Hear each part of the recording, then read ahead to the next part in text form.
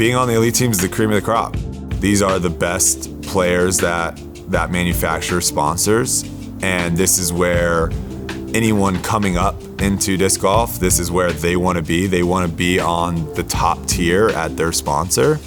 And I think this year especially, the lineup that Discraft has with players, it matches up better than anyone out there. And so being a part of that means the world.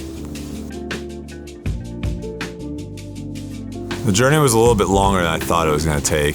The biggest struggle obviously was how difficult it was to transition from ultimate to disc golf. I thought it was going to be a lot more seamless. I had to decide to myself that it's okay to suck at throwing a frisbee. In my head, it's like if you can throw a frisbee, you can throw a disc, and that's not necessarily the case. So I had to be okay with breaking down my form and changing a lot of things that I've been doing for years and years and years to be actually successful in disc golf. I am a confident person. I'm confident in what I do, and to be vulnerable about that and be like, oh wait, I actually am not good at this. That's a tough thing to kind of wrap your brain around, especially going from something that you were very good at. I think the other thing that's been a little bit harder than I thought was the actual travel aspect of being on the road. So last year was my first full year touring. First year I got Lyme disease, kind of knocked me out. 2 years, COVID, that knocked me out for a while. So I missed a bunch of events. So last year was the first time I'm on the road for 4 weeks straight. I'm on the road for 5 weeks straight. And I didn't realize how that was going to affect me from my day-to-day stuff.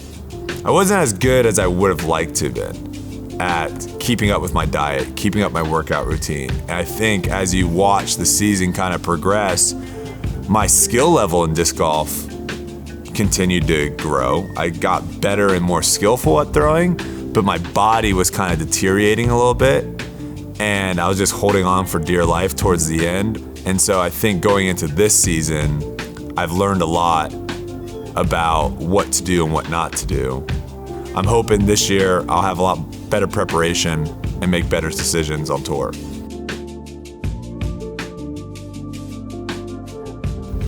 Being sponsored by Discraft and realizing that they are striving to be the best, right? They're striving to be the top of the food chain.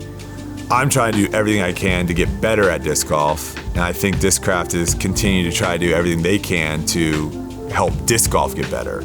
I want to be with someone that's trying to push me to be the best as well, and is doing everything they can to get me to be the best. I don't want to be viewed as I'm just doing this because of social media or whatever. I'm doing this because I want to win. I'm doing this because I'm extremely competitive. I love disc golf. I love playing disc golf, and I want to do everything I can to win. The ultimate goal is just to continue to push yourself to where, when you look yourself in the mirror, you're saying at the end of the season, I gave it everything I got. When it comes to goals, I obviously have specific goals that I want to hit, but I think more importantly than that, it's the journey to get to those goals. If I'm able to do all the steps to try to reach those goals, and even though I might be unsuccessful at attaining them, knowing that I did everything I could to get to it, I think has a lot more value. And I think if you always just look at whether you're successful or not based off wins and losses, I think you're missing the bigger picture. And I think a lot of times the bigger picture in life is, did you put your full effort towards trying to attain something? And even if you did fail at attaining it, you didn't fail at all the steps that led you up to that process.